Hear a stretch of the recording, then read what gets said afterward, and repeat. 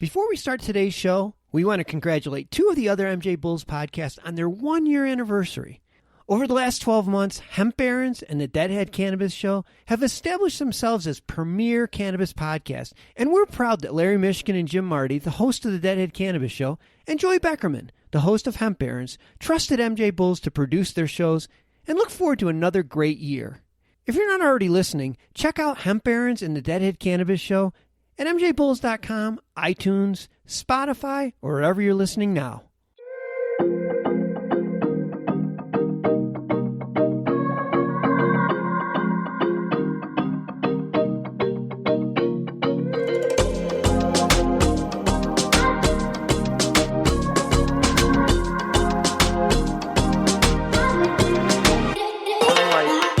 Unlike some of these other industries where the money continues to come in, this faucet gets shut off from time to time because you don't have a big influx of new investors. The big amount of retail investors can't participate in as meaningful a way as they would like. You've got an industry that has limited investment capital, and if your story doesn't revolve around fundamentals at a time when people are de-risking investments, you're going to have trouble.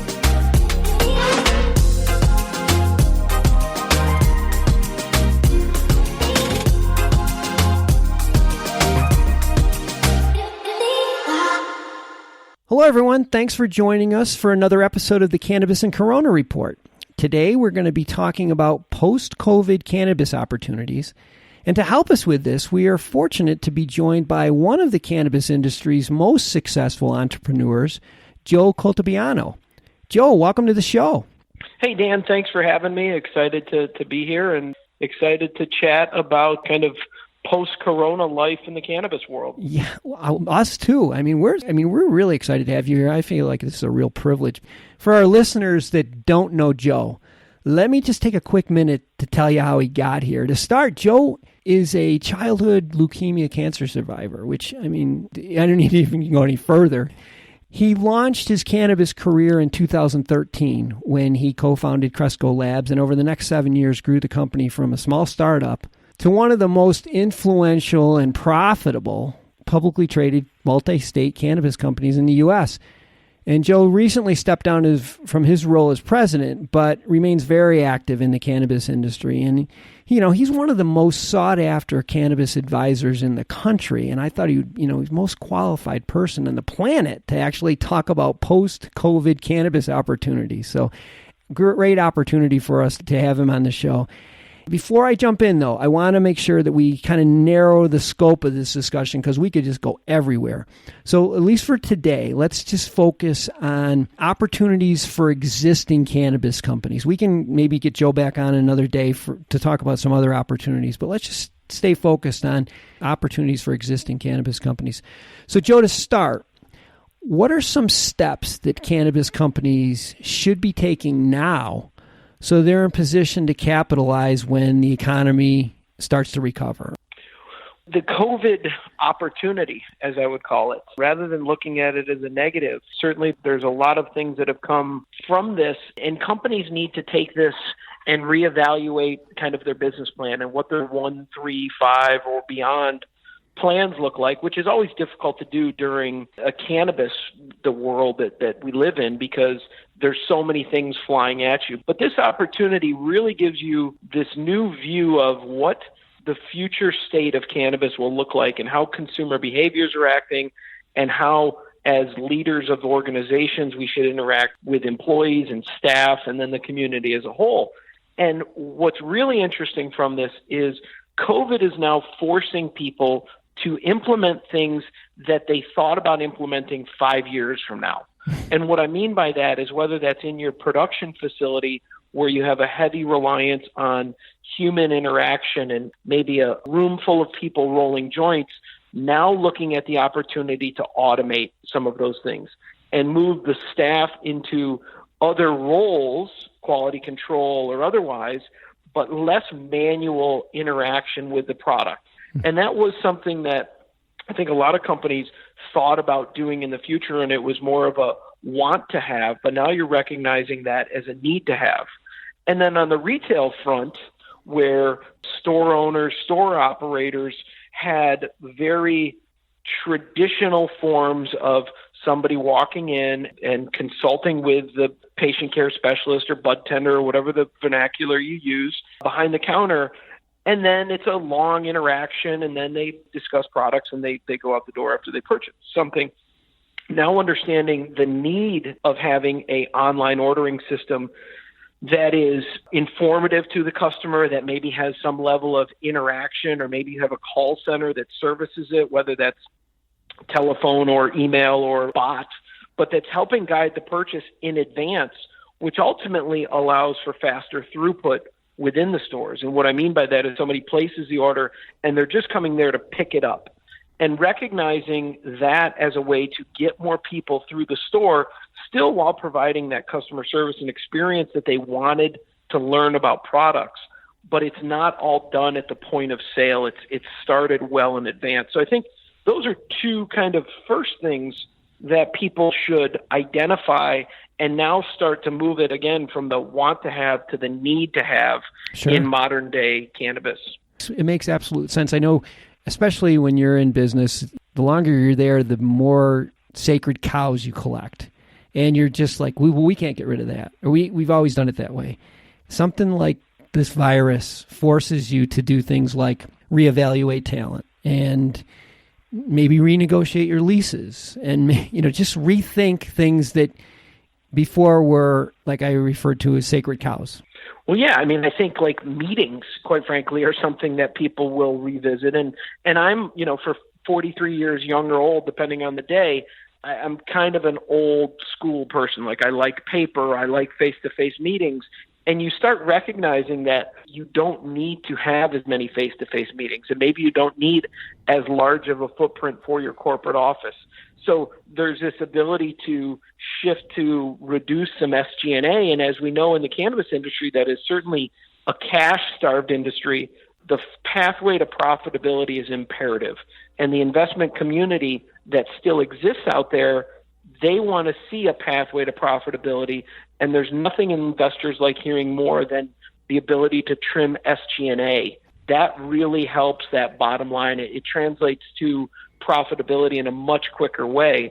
Again, this COVID opportunity makes people look and reevaluate things that they would have never done. And quite frankly, as an operator, you really didn't have time to make these decisions because you were drinking from a fire hose from 10 different directions. And now you get to pause and look and say, okay, I've got time to evaluate these various things. And you've got to make decisions that are for 5 years down the road. Yeah. Yeah, I mean, you make a lot of good points there. I love that visual because that's cannabis, drinking from a fire hose from 10 different directions. One thing that I'm curious about is real estate. It's always been a challenge for cannabis companies because landlords are reluctant and their lenders are reluctant. Do you feel like since the crisis has deemed us essential that landlords and lenders are going to be more receptive to working with cannabis companies? It's a yes and no. Landlords, for sure. Landlords will be much more open. The quote-unquote cannabis tax, if it's $10 a square foot, you, Mr. Cannabis Company, are paying $20 a foot. Okay. Those days are going away. Lenders, unfortunately, especially big lenders, are still tied till something like safe banking passes. Big lenders that own the large-scale buildings, they really can't do too much. However, there are opportunities when you sublease from a company. So if big box retailer goes out of business, but they have a 10-year lease or 20-year lease, and you're subletting from them, sometimes the big lenders don't have as much say because the lease is still guaranteed by that big corporate tenant. I would say landlords will absolutely want to do deals. Dark real estate, boarded up real estate, especially retail and retail corridors, is the worst thing in the world for property values, for crime, for a lot of different things. So landlords will try to bring in tenants like cannabis tenants who are paying good dollar, who are essential businesses, who employ people, who increase the tax base for the community. All of those things, they're certainly open and willing to work with the company. Sometimes the lender will be the roadblock. But I think you're going to see that less and less. And there are plenty of lenders where state chartered banks, credit unions who own that debt, who will be fine with cannabis tenants, as we know. But, unfortunately, some of the big ones are still tied up because of federal banking laws. Well, we may get them to support us, especially if they have a lot of borrowers that default. That's a real distinct possibility as companies go out of business, can't pay their rent, the landlord can't pay the lender. And so, but they're like, I got a guy that's ready to pay right here. Yeah. Dan, don't get too far ahead and bring common sense into politics, though. That would make that would be a little too difficult. You're absolutely right. There is an industry that is starved for a leveling of the playing field, and you've got a lot of great cannabis operators that have good business sense that will make fantastic retail tenants across the country. And given the opportunity, and in addition, now being an essential business and seeing this tidal wave that's coming, cannabis tenants want to take more and more space. They want to go from that 2,000 square foot footprint to a 5,000 square foot footprint, or maybe from 5,000 to 10,000 and be the anchor tenant in a strip mall or a standalone building or take over the old bank. So the opportunity is there. There's plenty of money to fund those opportunities, and just hopefully we see some evolution on banking and some of the reform that the various groups are fighting for. And hopefully that takes hold in the near future. But in the meantime, if I'm an operator, I'm revisiting every place I wanted to do in the past, because I think you'll get more yeses than you did a year ago or 2 years ago or 5 years ago. Today's show was made possible by the generous support of our sponsors, like Sensation Pixel, the cannabis and CBD hemp industry's leading marketing and design agency. For over 3 years, cannabis and CBD hemp companies have trusted Sensation Pixel with all their social media management, influencer marketing, print, packaging, and web design, blog, and SEO needs. Go to ascensionpixel.com or click on the link in the show notes to learn how Sensation Pixel's hireable, all-in-one marketing and design department can amplify your company's communication. Speaking of raising money, what adjustments should companies be making in their fundraising plans? Fortunately, I've got a long experience with this, or at least long in the cannabis industry. You heard very early on, it was all about funded capacity and how big can you build and all of those things. And then it shifted to this, how many states are you in, and plant the flag around the country. But now it's really gotten back to core fundamentals. And as I mentioned earlier, it's about bottom line. So how are you going to become a cash flow company? And that pathway to profitability is of paramount importance.